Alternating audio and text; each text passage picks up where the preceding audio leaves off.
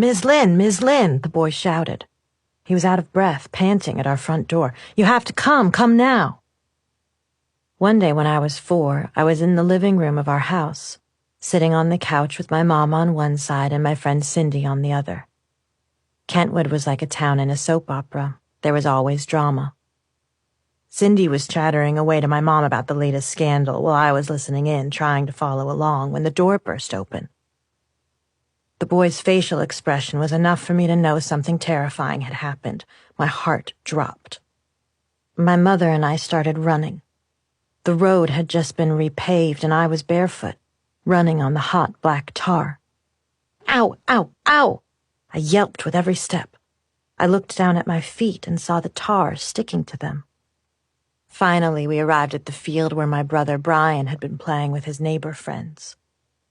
They had been trying to mow down some tall grass with their four-wheelers. This seemed like a fantastic idea to them because they were idiots. Inevitably, they couldn't see one another through the tall grass and had a head-on collision. I must have seen everything. Heard Brian hollering in pain, my mother screaming in fear, but I don't remember any of it. I think God made me black out so I wouldn't remember the pain and panic or the sight of my brother's crushed body. A helicopter airlifted him to the hospital. When I visited Brian days later, he was in a full body cast. From what I could see, he'd broken nearly every bone in his body, and the detail that drove it all home for me as a kid was that he had to pee through a hole in the cast. The other thing I couldn't help but notice was that the whole room was full of toys. My parents were so grateful he'd survived, and they felt so bad for him that during his recovery, every day was Christmas. My mom catered to my brother because of guilt. She still defers to him to this day. It's funny how one split second can change a family's dynamics forever.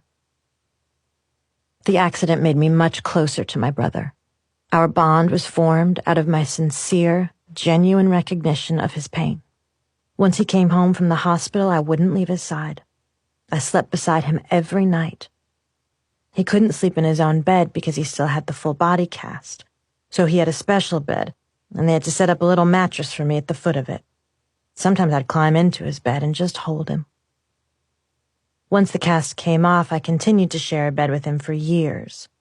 Even as a very little girl, I knew that between the accident and how hard our dad was on him, my brother had a difficult life. I wanted to bring him comfort. Finally, after years of this, my mom told me, "Brittany, now you're almost in the 6th grade. You need to start sleeping by yourself."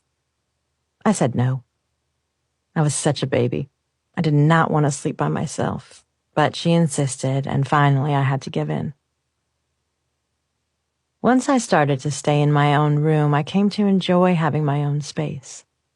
But I remained extremely close to my brother. He loved me, and I loved him so much. For him, I felt the most endearing, protective love. I didn't want him ever to be hurt. I'd seen him suffer too much already. As my brother got better, we became heavily involved with the community. Since it was a small town of just a couple thousand people, everyone came out to support the 3 main parades a year: Mardi Gras, 4th of July, Christmas. The whole town looked forward to them. The streets would be lined with people smiling, waving, leaving behind the drama of their lives for a day to have fun, watching their neighbors slowly wander by on Highway 38. One year, a bunch of us kids decided to decorate a golf cart and put it in the Mardi Gras parade. There were probably 8 kids in that golf cart, way too many, obviously. There were 3 on the bench seat, a couple standing on the sides holding onto the little roof, and 1 or 2 swinging from the back. It was so heavy that the tires of the cart were almost flat. We all wore 19th century costumes. I can't even remember why. I was sitting on the laps of the bigger kids up front, waving at everyone.